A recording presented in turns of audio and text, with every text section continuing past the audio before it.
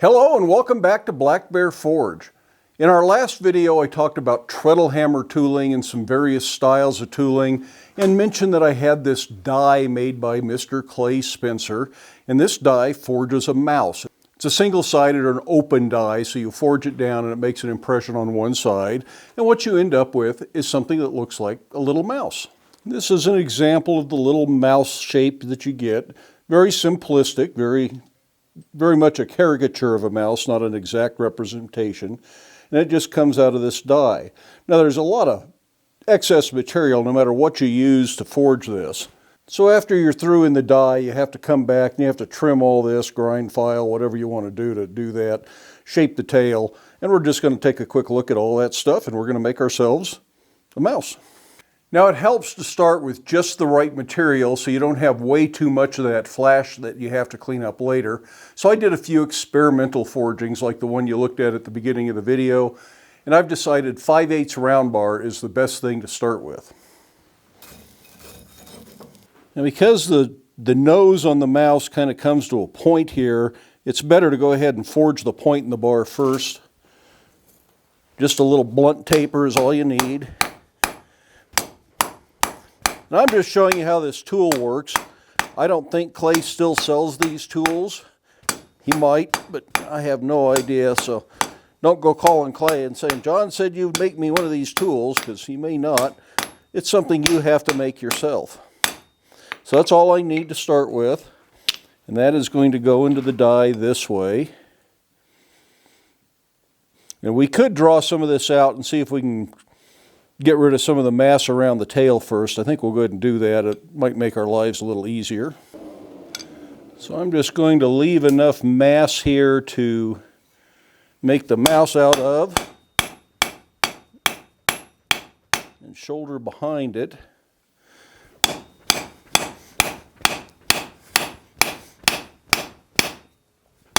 And I'm doing kind of a three-sided shoulder, so I'm doing blows at the hammer is even on the sides of the tail and half-face blows on what will be the underside of the mouse, because that's the side the tail will come off to.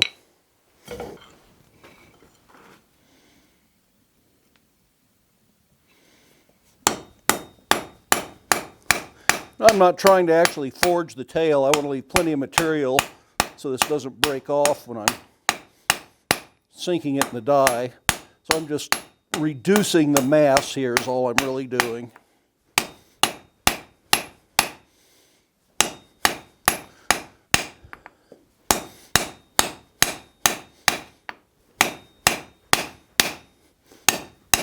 That'll just make less cleanup when we're all done. Then I'll sink this in the die this way. Now when I last saw Clay use a die like this, he was doing it under the treadle hammer. Clay Spencer is the designer of the inline treadle hammer, and he frequently demonstrates treadle hammer tooling and treadle hammer use all around the country. So that's where he would use this die. You can use it under just about anything. You could do it by hand at the anvil. If you put a hardy shank on this, you could work right over the hardy hole. And that would probably work. It'll take a little bit longer and you're more likely to have it bounce out of the die and get a bad strike if you're not paying attention. If you're working with a striker, you could use a flatter, and that would probably be a little bit more controlled. It would probably give better results in the long run. Personally, I'm going to do it under the power hammer, but you could also do it under a fly press or hydraulic press. Whatever you've got that can give a nice impression without it bouncing in and out. So let's head over to the power hammer and we'll make a quick impression of a mouse. Make sure there's no scale in the die. And hold it steady. If it bounces, it's a bad impression.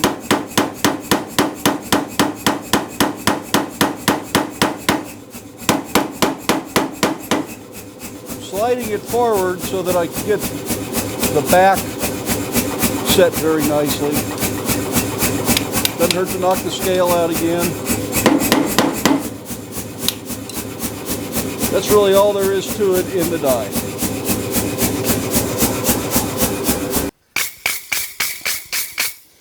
So this is how that comes out of the die. Nice thin flash around there, so that'll be pretty easy to take care of. So the next thing I want to do is go ahead and cut that flash off, and you can do that with whatever tool you have available. I'm going to go to the belt grinder, it's quick and efficient.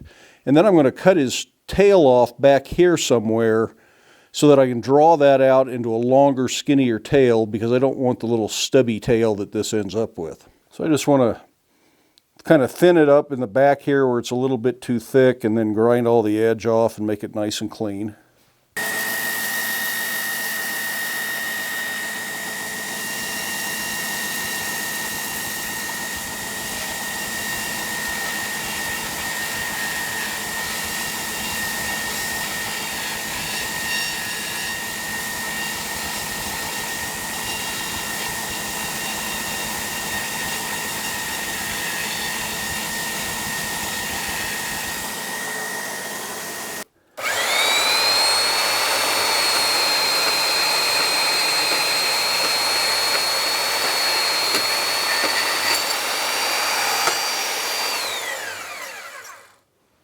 So here we have a mouse with a really fat, stubby tail. I like the longer tail better, so let's go draw this out. Now our mouse will start to look a lot like the coke and the coal in the fire, so be careful not to lose him. Also be aware that that tail is going to heat up really fast, so don't burn it off. And that's going to cool off really quick, so you have to reheat it frequently. As this joint between the tail and the body cools off, that's a place for a stress crack. So if the tail gets cold and this is hot, it'll break right there. Problem with using a tong clip is your tongs get hot, but that'll be okay. They'll survive it.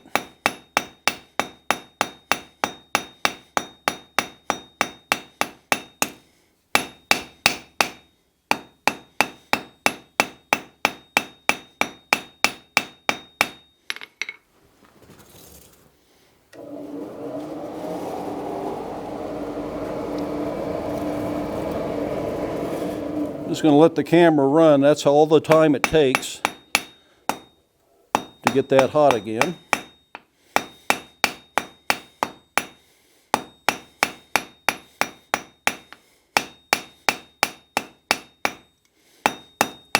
Like any other drawing out, draw it out square.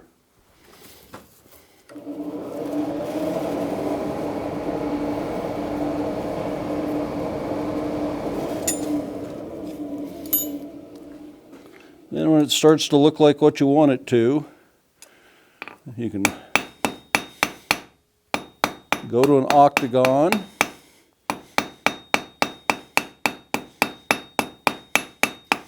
And then go to a round.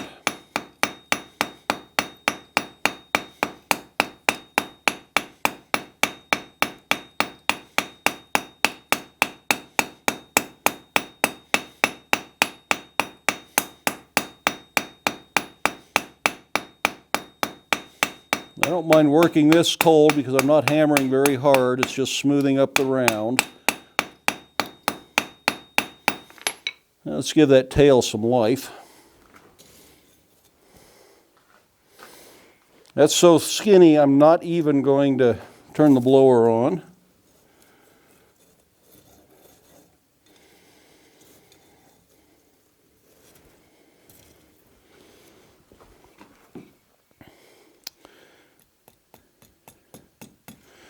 This is just a matter of what do you think a mouse's tail should do, even though a real mouse probably wouldn't look anything like this. Working over the horn works pretty well.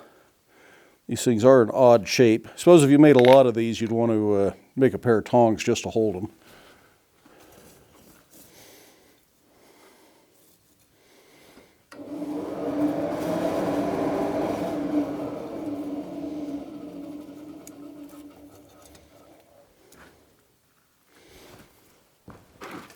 It's also a good place for a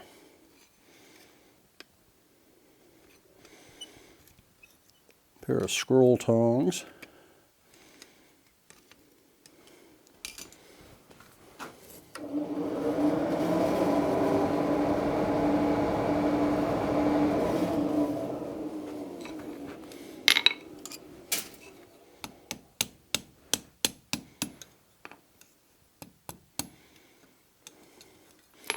So there's a little mouse.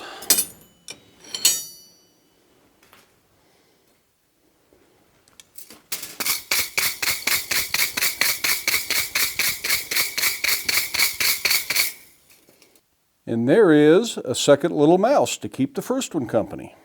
Now I think these would look better if they had whiskers, but you have to think about what the end purpose of your little mouse is going to be before you add whiskers to it.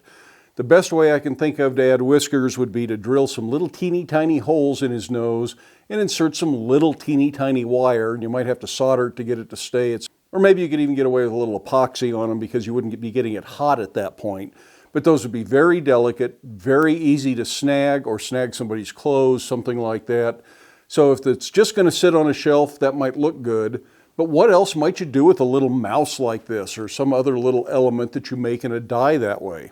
Well, my thought is that these would look good on some other project like a gate, a railing, a set of security bars or something like that. And you just add this as a little surprise element that people only see if they're looking really close. They see the mouse climbing up the side of the gate or the bars or something like that, or maybe even the stand for a set of fireplace tools you might put a mouse on.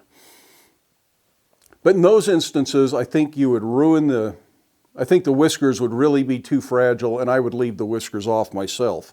Another thing you could do with these mice is roll the tail over to the point that it would stay on a lanyard or a chain, and they could be a necklace, although it might be a little bit heavy for a necklace, maybe a key ring, something like that. To be honest, I'm not real sure what all the possibilities for a mouse are. It's just a cute little thing to make, perhaps not the most practical thing in the long run.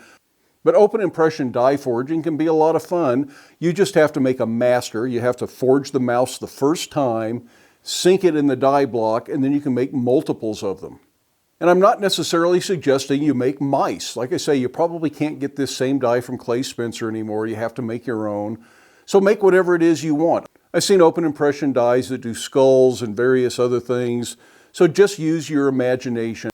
And we'll look at making an open impression die, perhaps for some other element for hinges or hardware or something like that, just to explore this concept a little bit further in some future video. In the meantime, that's just a bit of fun from the blacksmith shop. I hope you enjoyed the video and can give it a thumbs up. If you haven't done so already, I would love it if you hit that subscribe button. Feel free to stick around, watch a few of the other videos, share the videos with your friends, but then do make time in your day to get out to your shop, make something, but stay safe, wear your safety glasses. We'll see you for the next one.